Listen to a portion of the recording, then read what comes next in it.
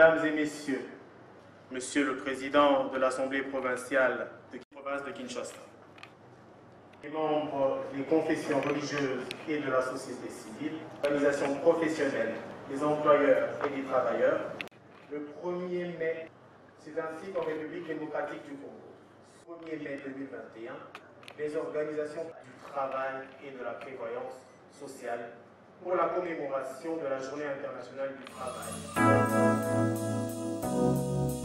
Excellences, Mesdames et Messieurs, les ambassadeurs chefs des missions diplomatiques et les représentants des organisations internationales, Madame la directrice du bureau pays de l'OIT Kinshasa, Monsieur le gouverneur de la province-ville de Kinshasa, Messieurs et Mesdames les DG et administrateurs des entreprises publiques, Messieurs les députés provinciaux, Mesdames et Messieurs les secrétaires généraux de l'administration publique, chers partenaires employeurs, Messieurs les bourgmestres de la commune de la Gombe, Messieurs les officiers supérieurs de la police congolaise et de FARDC, Monsieur le commissaire provincial de la ville-province de Kinshasa, Monsieur le commandant de la 14e région militaire ville-province de Kinshasa,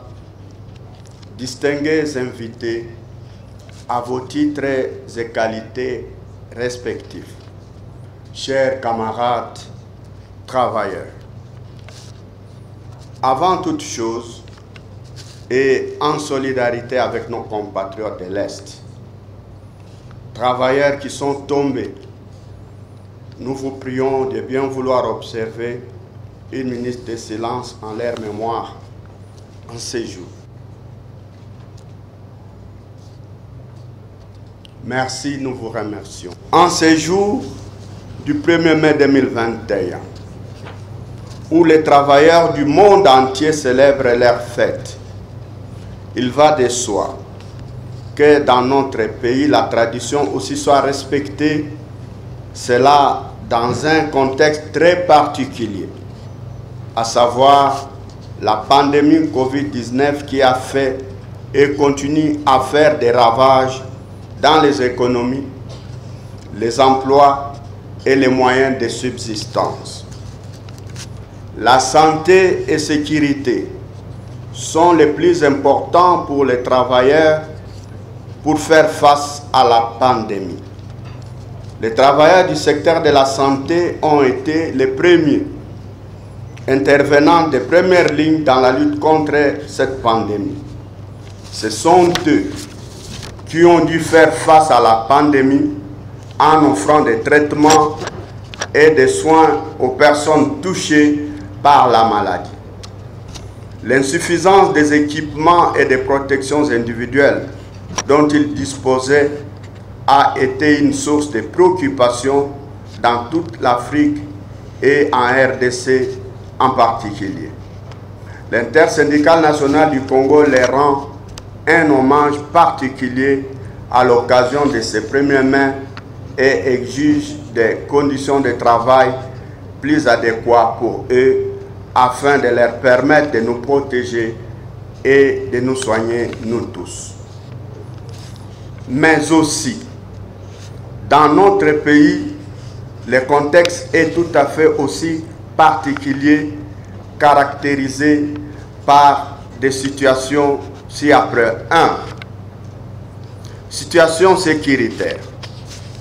Le tableau actuel fait état d'une insécurité grandissante, où des groupes armés, instrumentalisés par les multinationales et les pays voisins, avec la complicité de certains compatriotes, pillent, volent et tuent chaque jour dans une cruauté inouïe des femmes, des enfants, des vieillards et des innocents.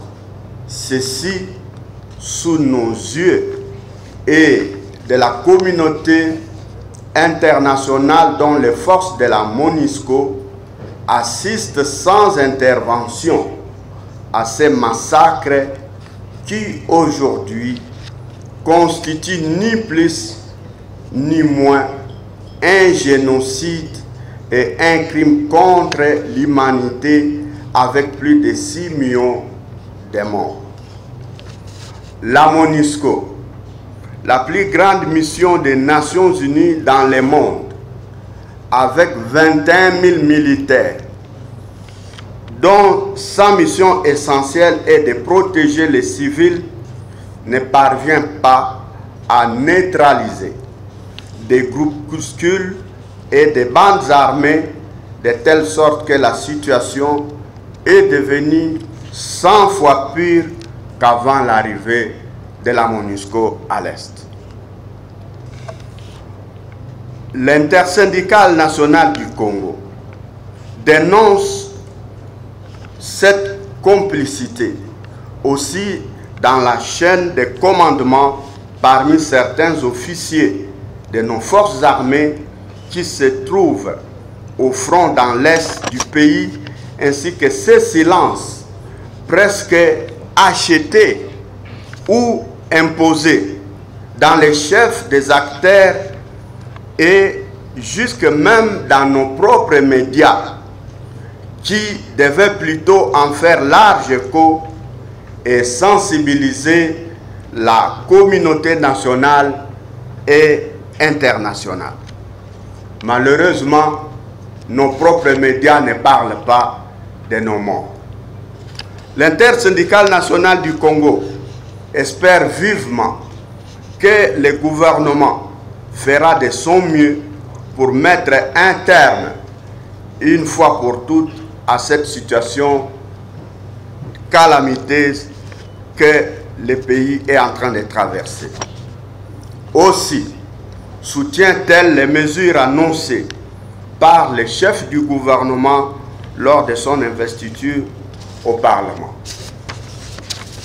Sur le plan de la justice, distingués invités, chers camarades travailleurs, agents et fonctionnaires de l'État, ces derniers temps sont dévoilés ou encore étalés sur la place publique des vols et des détournements des deniers publics, fruits de nos impôts, et c'est en termes de millions de dollars américains, par des ministres, des gestionnaires des entreprises de l'État, des présidents des institutions qui s'adonnent à cœur joie à ces antivaleurs en toute impunité, lesquels narguent travailleurs, agents et fonctionnaires de l'État, enseignants impayés, ainsi que toute la population.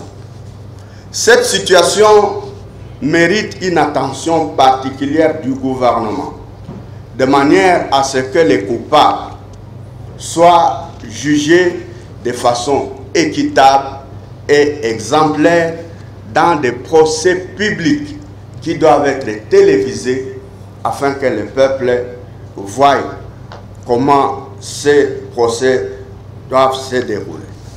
L'intersyndicale nationale du Congo exige aussi que toutes ces sommes relatives aux enrichissements sans cause dans un pays très pauvre et sans mesure soient impérativement remboursées dans le trésor public.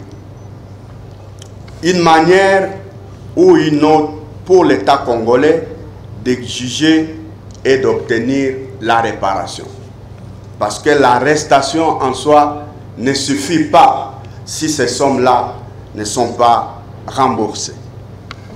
Pour y arriver, l'intersyndicale nationale du Congo exige du gouvernement l'amélioration des conditions de vie et de travail du personnel judiciaire, en particulier, et de l'ensemble de l'administration publique en général. À ces tableaux s'ajoute la politisation des entreprises publiques.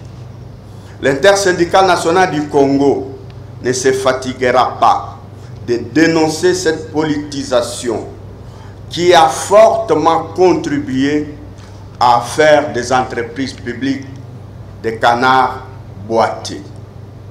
C'est pourquoi elle insiste et insistera toujours sur la nomination à la tête des entreprises publiques des gestionnaires compétents, expérimentés, patriotes, nationalistes, recrutés sur base de concours et pourvus d'une bonne moralité dévouée à la cause nationale en lien avec la gestion des biens publics.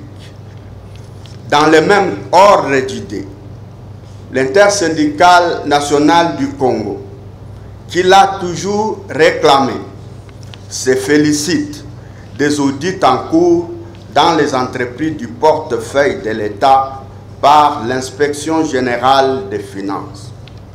Elle soutient et encourage l'IGF d'aller jusqu'au bout dans ces investigations.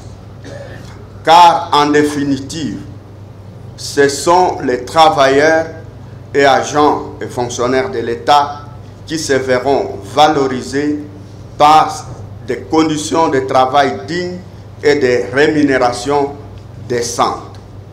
Les entreprises elles-mêmes contribueront efficacement à la matérialisation des politiques économiques et sociales et environnementales du gouvernement. Notre pays, la RDC, à son tour en sortira gagnante dans la perspective de son émergence. Que les syndicats jouent un grand rôle dans la formation et l'éducation de la masse laborieuse. 3.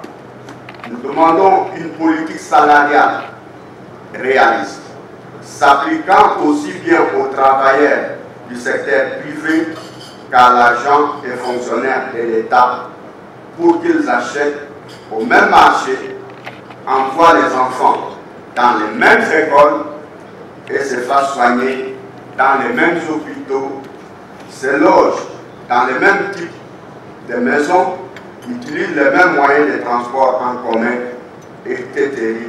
etc. Car nous demandons la réhabilitation du cadre permanent du dialogue social indispensable pour prévenir, gérer et résoudre les conflits dans le monde du travail. 5. L'insécurité à l'Est. L'intersyndicale soutient fermement le gouvernement pour des mesures idoines quant à ces. Sur ces distingués invités, messieurs et mesdames, nous vous souhaitons bonne fête du travail à tous. Nous vous remercions.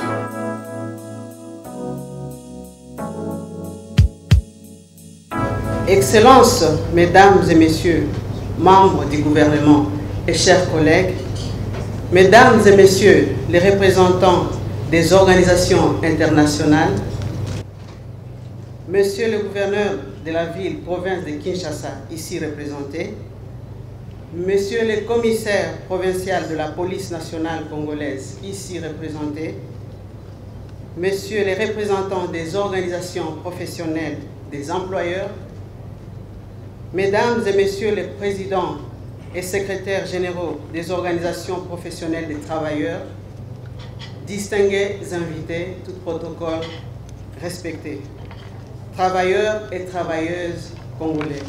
Le monde du travail commémore ce samedi 1er mai 2021 la journée internationale du travail placée sous le thème national « Promouvoir l'emploi, le travail décent dans un monde en mutation ».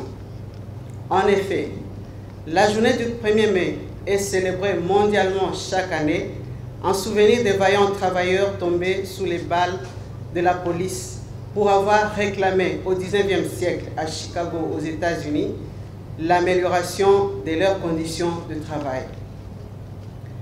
Dans le cadre de la construction d'un État solidaire, le gouvernement de la République, à travers son programme d'action 2021-2023, en son 11e pilier, axes 52 et 53, place les questions d'emploi au cœur de la politique nationale pour l'amélioration des conditions sociales de la population.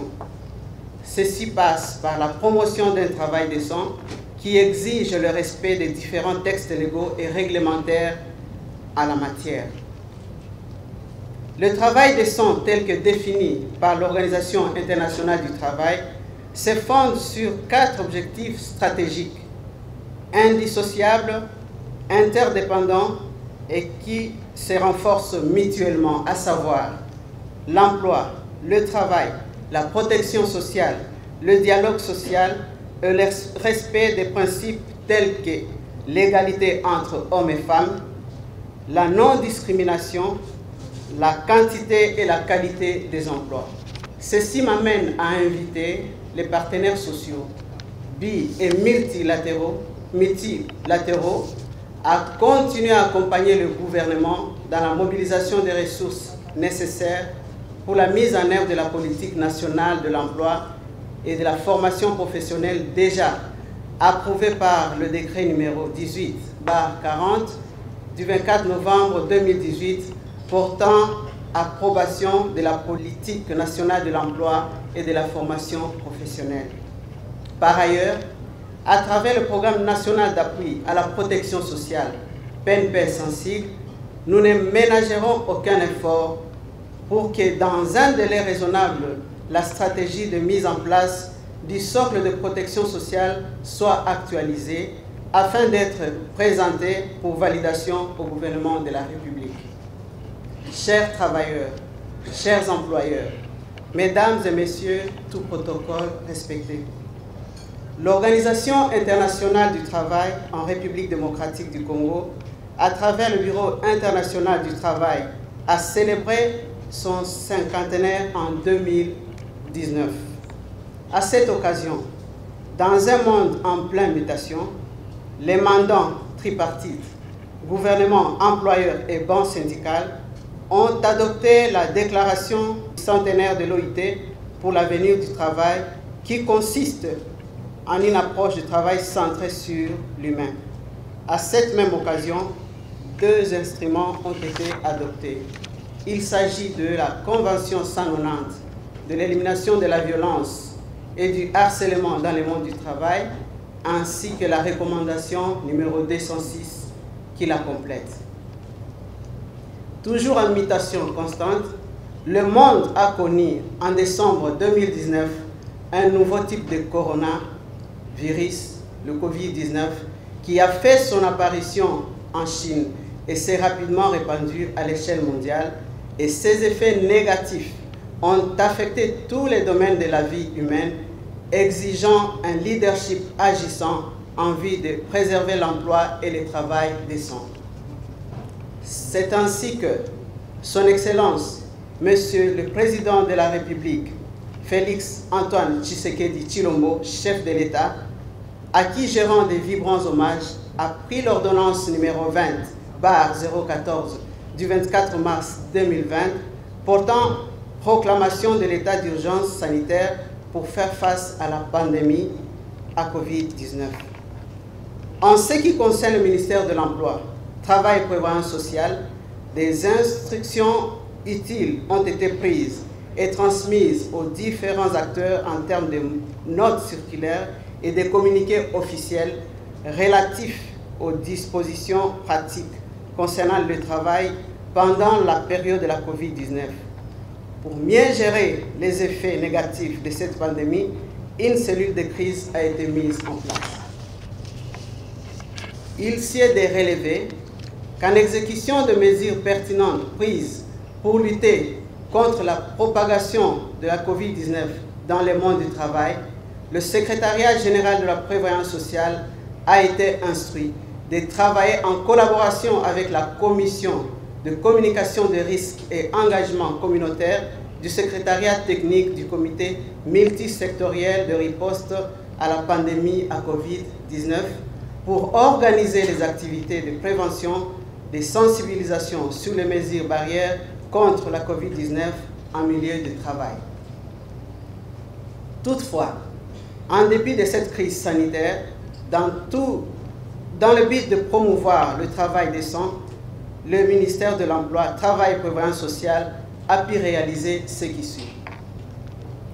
Dans le domaine de l'emploi et du travail, la tenue de la 36e session ordinaire du Conseil national du travail, au cours de laquelle ont été respectivement examinées les questions au centre permanent du dialogue social. Dans le cadre permanent du dialogue social, la tension salariale pour l'application aisée du SMIC dans les entreprises du secteur agro-pastoral et industriel, la mise sur pied du Haut Conseil du dialogue social pour la résolution des conflits naissants des relations professionnelles dans tous les domaines, la mise en place de la Commission nationale de certification professionnelle. Dans le domaine de la prévoyance sociale, l'organisation de la campagne de sensibilisation contre la propagation de la COVID-19 dans le monde du travail en collaboration avec la Commission de communication des risques et engagements communautaires, CREC en sigle. L'élaboration de mesures d'application de la loi numéro 17/00D du 8 février 2017 relative aux principes fondamentaux sur les mutuelles. Il y a eu 12 arrêtés dans ce domaine. Mesures validées au dernier Conseil national du travail et qui seront bientôt défendues au Conseil des ministres. Lancement de la mutuelle de santé des motocyclistes en partenariat avec la plateforme des organisations accompagnatrices des mutuelles de santé au Congo. La vulgarisation de la loi numéro 16/009 fixant les règles relatives au régime général de la sécurité sociale. Dans le domaine de l'inspection générale du travail, l'organisation de missions de sensibilisation et de contrôle en vue de l'application de mesures pertinentes de prévention de la propagation de la COVID-19 dans les entreprises. La révision des textes relevant de la sécurité technique qui ont été actualisés par le Conseil national du travail, CNT en sigle, avec le concours de l'Office congolais du contrôle, OCC en sigle. Aussi, nos structures sous tutelle, je cite l'ONEM, la CNSS et l'INPP, ont grandement contribué, chacun selon ses missions et attributions, dans la gestion des effets de la pandémie. C'est dans ce contexte que mon ministère a mis en place une commission tripartite pour le dialogue social chargée d'analyser les impacts négatifs de la pandémie à COVID-19 dans le monde du travail. L'implication du ministère dans la solution trouvée sur les conditions de confinement des travailleurs dans les sociétés minières et résolution des congés techniques et des pertes d'emploi. Travailleurs, employeurs, mesdames et messieurs, la crise sanitaire causée par la pandémie à COVID-19 a impacté négativement l'économie nationale en 2020. Avec une récession établie à moins de 2,2%, caractérisée par la baisse des exportations des matières premières, notamment le cuivre et le cobalt. Cette contraction de la croissance a amené dans la même proportion la baisse des heures de travail, des salaires horaires et de manière générale le volume de l'emploi.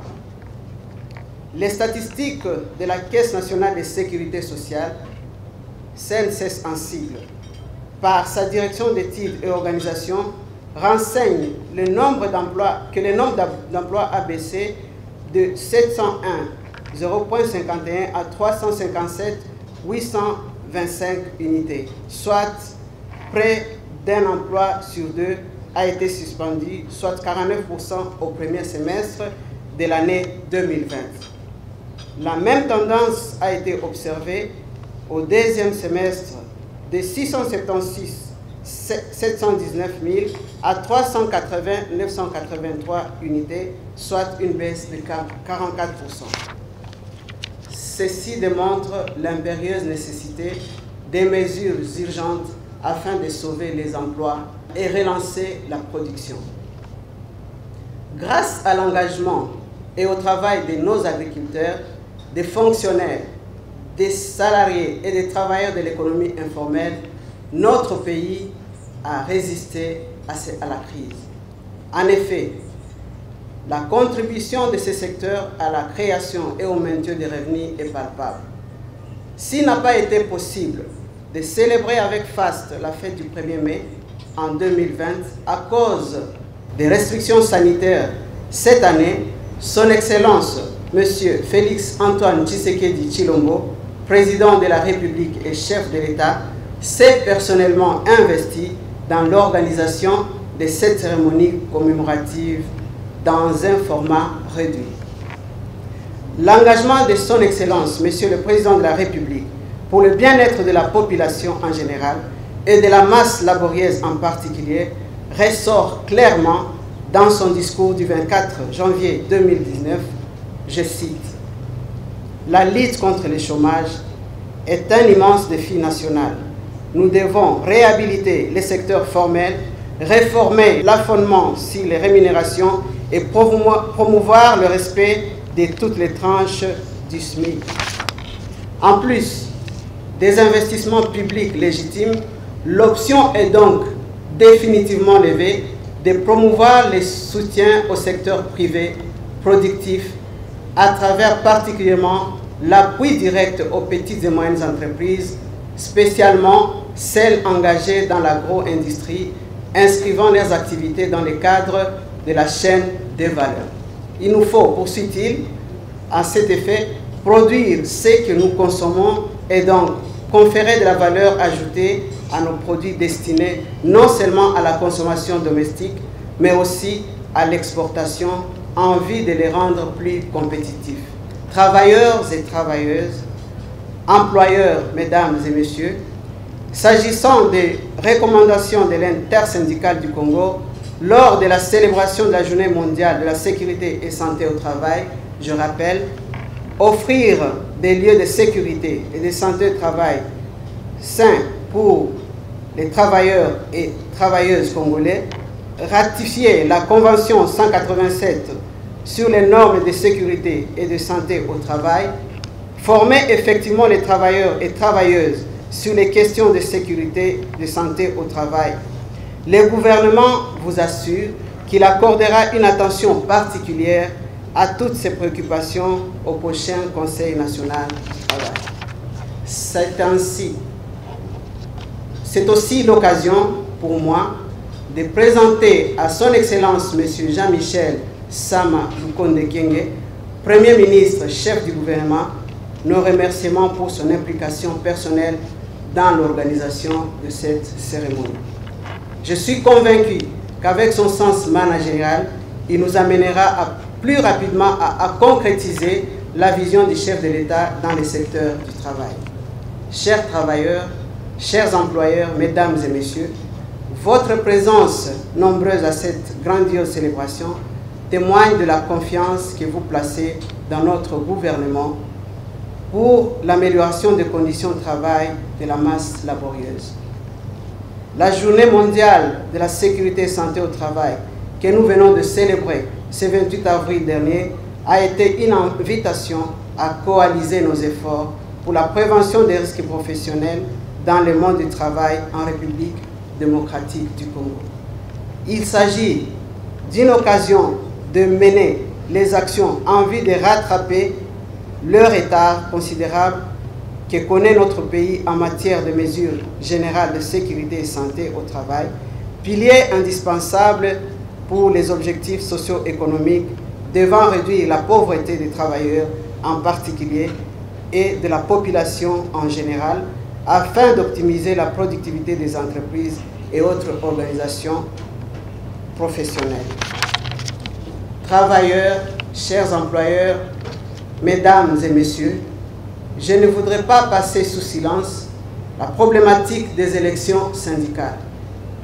En effet, la succession des événements politiques ainsi que la crise sanitaire à Covid-19 ont perturbé non seulement l'évaluation du processus électoral de la 7e édition, mais aussi la programmation de celui de la 8e édition.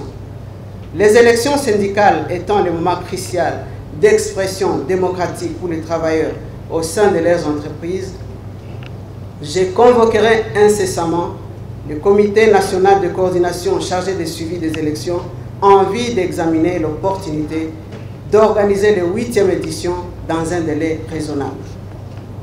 Votre gouvernement apporte en ces jours à la masse laborieuse un message de paix, de justice, de travail, d'encouragement. Ainsi, je me fais le devoir de vous rassurer que la reconstruction de notre pays passe par le travail décent et une justice sociale pour le développement durable, seul moyen pour lutter contre la pauvreté, le chômage et le sous-emploi des citoyens, particulièrement les jeunes, les femmes et de tous ceux qui ont choisi notre pays comme seconde patrie. Comme vous venez de le remarquer, tout au long de cette adresse, j'ai focalisé mon attention sur le rôle que joue le ministère de l'Emploi, Travail et Prévoyance sociale par rapport à la vision du chef de l'État et au programme du gouvernement. J'invite à cet effet les travailleurs et les employeurs que vous êtes à vous approprier cette vision pour traduire en actions réelles, créatrices d'emplois directs et indirects, en vue d'intégrer les hommes, les femmes et les jeunes dans le processus de la reconstruction du pays. Que vive la fête du travail, que vive la paix et la justice pour tous.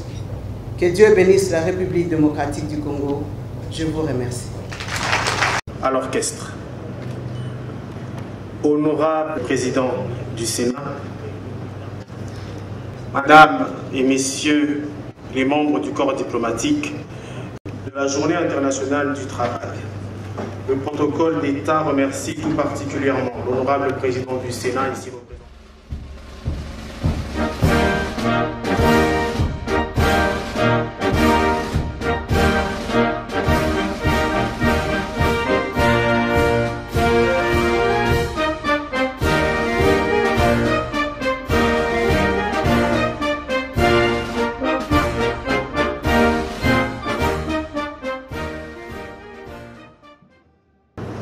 Nous pouvons nous asseoir. Le protocole d'État va coordonner l'accès au déjeuner. Madame la ministre du Travail.